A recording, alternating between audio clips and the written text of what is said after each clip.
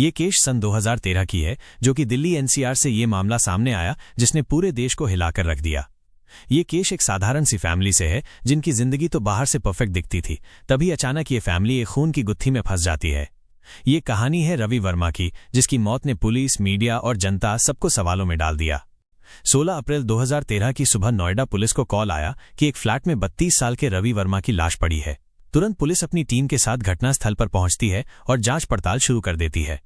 जांच पड़ताल से पुलिस को यह अंदाजा आता है कि रवि की मौत गला दबाकर हत्या की गई थी और कमरे का हाल देखकर साफ लग रहा था कि अंदर कोई अपना जानकार ही आया था, क्योंकि दरवाजे का ताला टूटा नहीं था।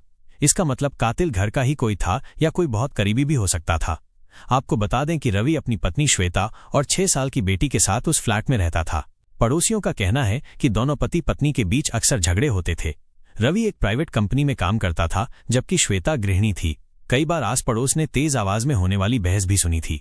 पुलिस ने शक के बिना पे सबसे पहले श्वेता से पूछताछ शुरू कर दी और पुलिस ये भी पूछती है कि क्या आपको किसी पे शक है? आपको क्या लगता है, रवि की मौत कौन कर सकता है?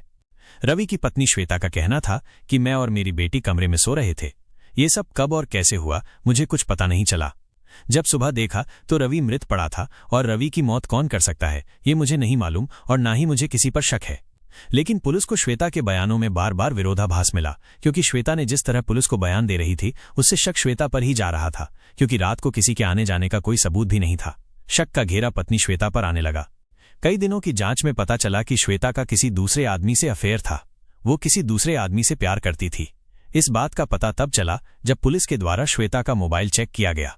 श्वेता के मोबाइल रिकॉर्ड में रात के वक्त लगातार कॉल्स और मैसेज थे और जांच में यह भी सच सामने आया कि श्वेता के पति रवि को इसके बारे में जानकारी हो गई थी। इसी बात को लेकर दोनों के बीच खूब झगड़े हो रहे थे। अब पुलिस का शक और भी गहरा हो गया, इसलिए पुलिस ने श्वेता से और कड़ाई से पूछताछ करना शुरू किया। पुलिस ने कड़ाई से पूछताछ की तो श्वेता डर गई और टूट गई और उसने कबूल किया कि उसने अपने प्रेमी के साथ मिलकर अपने पति की हत्या की योजना बनाई थी। उस रात उसने रवि को दूध में नींद की गोली मिलाकर दूध पिलाया और दूध पीने के कुछ समय बाद रवि बेहोश हो गया।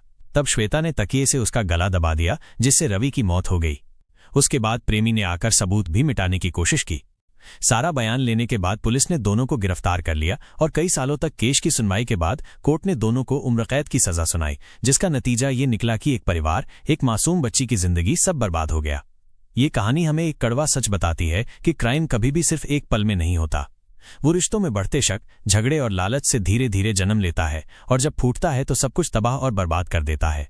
तो दोस्तों, ये थी दिल्ली का हजरतगंज मर्डर केस। इस केस के बारे में आपको क्या लगता है?